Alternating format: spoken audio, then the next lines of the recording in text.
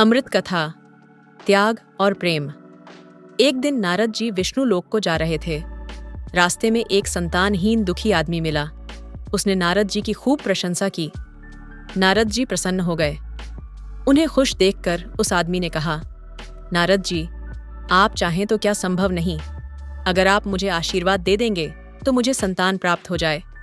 नारद जी ने कहा, मैं भगवान श्रीहरि के पास जा रहा हूँ, उनसे तुम्हारा मनोरथ बताऊंगा, उनकी जैसी इच्छा होगी लौटते हुए बताऊंगा। नारद ने भगवान से उस व्यक्ति के संतान सुख के लिए कहा, तो प्रभु ने यह कहते हुए टाल दिया कि उसके पूर्व जन्म के ऐसे कर्म ऐसे हैं कि अगले कई जन्मों तक उसे संतान नहीं होगी। अब नारद जी क्या कहते। उन्होंने उस व्यक्ति के सामने जाना भी उचित नहीं समझा। रास्ता बदलकर निकल लिए। इतने में एक दूसरे महात्मा भी विष्णु लोक के लिए उधर से निकले। उस व्यक्ति ने उनसे भी संतान के लिए प्रार्थना की। उन्होंने आशीर्वाद दिया और 9 महीने बाद उसके घर में संतान पैदा हुई। कई साल बाद वह व्यक्ति फिर नारद जी से टकराया।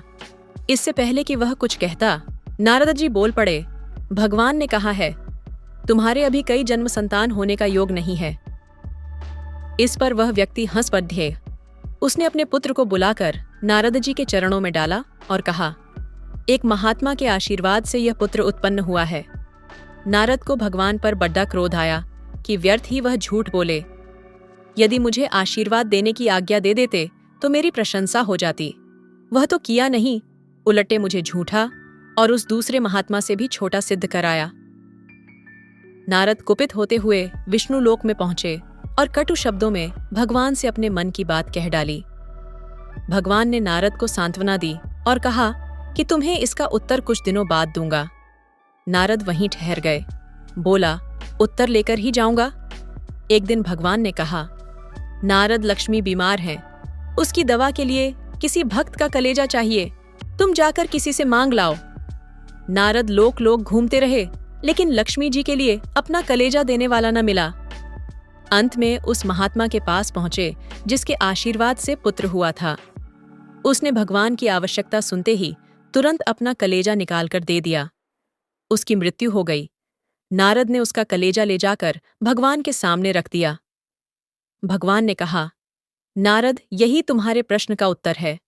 जो भक्त मेरे लिए कलेजा दे सकता है, उसके लिए मैं भी अपना विधान बदल सकता हूं। तुम्हारी अपेक्षा उसे मैंने संतान के वरदान का श्रेय क्यों लेने दिया, उसका कारण समझो। जब कलेजे की जरूरत हुई तब तुमने अपना कलेजा निकाल कर नहीं दिया। तुम भी तो भक्त थे। तुम दूसरों से मांगते फिरे और उस महात्मा ने बिना आगा पीछे सोचे तुरंत अपना कलेजा दे दिया। त्याग और प्रेम के आधार पर ही मैं अपने भक्तों पर कृपा करता हूं और उसी अनुपात से उन्हें श्रेय देता हूं। नारद ने लज्जा से सिर झुका लिया। श्रीहरि उनके साथ उस महात्मा के पास पहुंचे और उन्हें जीवित कर दिया। जय श्री कृष्ण।